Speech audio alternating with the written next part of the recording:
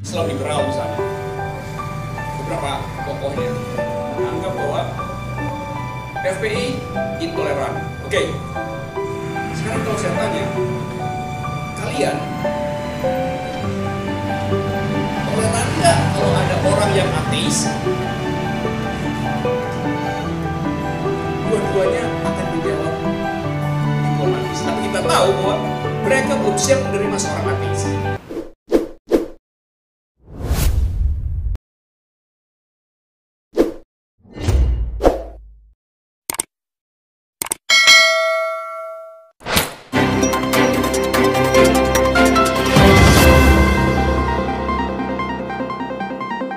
Audio Jungle.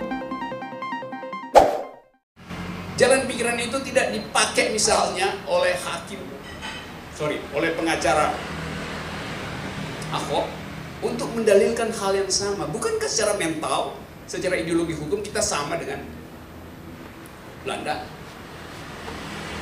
Sampai tadi saya nggak pernah dengar ada komentar bahwa pengacara Ahok itu mampu untuk merefleksikan diri dengan cara berpikir seperti kasus Ederson. Kesimpulan saya, dia nggak baca kasus-kasus internasional. Jadi kedunguan pengacara bertemulah dengan kecengengan seorang tokoh. Akibatnya dibully aja setiap hari. Ya betul, saya kirim notes pada Ahok. Gua mau jadi saksi ahli lu dalam soal legal reasoning. Saya kasih poin berapa. Tentu ini yang maki-maki saya nggak ngerti bahwa saya berteman baik dengan Ahok itu. Karena satu waktu ada orang bilang, Anda kan nggak kenal Ahok. Saya bilang, iya memang saya cuma pernah lihat dia di mall gitu.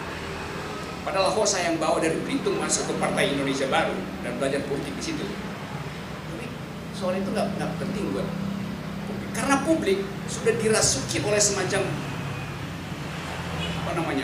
kegairahan bahwa ini ada tokoh yang nggak mungkin digantikan.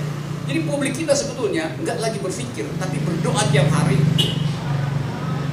Padahal demokrasi itu nggak ada urusan dengan doa. Nah, akibat dari intelektual kita gagal untuk memelihara terminologi dasar demokrasi, sekarang kita nggak tahu kita debat tentang apa. Yang didebat sekarang itu kelompok yang intoleran itu. Ya, memang nggak intoleran dari awal, FPI intoleran. Tapi kalau saya uji misalnya, kelompok yang menamakan diri Islam liberal misalnya, beberapa tokohnya menganggap bahwa FPI intoleran. Oke, sekarang kalau saya tanya, kalian toleran nggak kalau ada orang yang ateis? Dua-duanya akan menjawab diplomatis, tapi kita tahu bahwa mereka belum siap menerima seorang ateis. Dengan kata lain, FPI dan penyerangnya dua-duanya sama, mentalnya sama, intoleran. Karena bagi dia toleran itu artinya Kristen toleran pada Islam, Islam toleran pada Hindu, Hindu toleran pada Buddha dan seterusnya. Jadi toleransi itu jadi kartel mereka yang ingin masuk surga. Oligarki inilah yang sebetulnya nggak ngerti tentang demokrasi. Dia tuh dulu intoleran, dia sendiri intoleran terhadap orang yang tidak beragama. Padahal konstitusi kita nggak mengatakan warga negara wajib beragama. Agama di dalam konstitusi kita adalah hak. Artinya boleh dipakai, boleh tidak. Kalau kita uji lagi, toleransi itu bukan sekedar antar agama loh, tapi antar gender. Kalau Anda anti LGBT, Anda sama dengan FPI, intoleran itu. Jadi parameter-parameter kita dalam demokrasi yang begitu luas disempitkan hanya soal agama. Itu yang menyebabkan kita sekarang berkompetisi untuk masuk surga. Jadi kita dijebakkan ke dalam satu suasana yang nggak pernah ada dulu, yaitu munculnya cara berpikir yang sempit. Yang mau disalahin siapa? Kita bisa bilang itu warisan Soeharto boleh, tetapi kalau terus kita bilang itu warisan Soeharto, mungkin itu adalah warisan Sriwijaya, itu adalah warisan Majapahit, itu adalah warisan Mataram. Gitu. orang nggak mau ambil tanggung jawab mengatakan bahwa rejim gagal untuk beternak ide demokrasi, bahkan beternak ide demokrasi. Artinya apa? Kita tidak punya kurikulum citizenship. Yang mesti diedarkan adalah prinsip berwarga negara, bukan prinsip beragama. Kalau kita lihat misalnya anggaran Departemen Agama itu sekarang 50 dan 60 triliun, gede banget.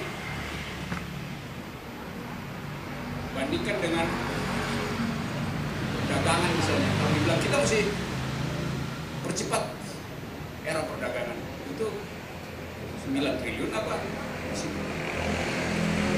Departemen Agama dapat 60 triliun dari APBN, hasilnya adalah pertentangan antar umat beragama. Kalau kita logis, kita bilang departemen itu gagal untuk menghasilkan citizenship. Nah, buktinya yang bertengkar sekarang adalah soal agama. Nah, dia dapat APBN segitu besar ngapain aja? Tapi orang merasa itu kan penting departemen itu. Apa pentingnya kalau menghasilkan yang segini, yang berkelahi atas dasar agama?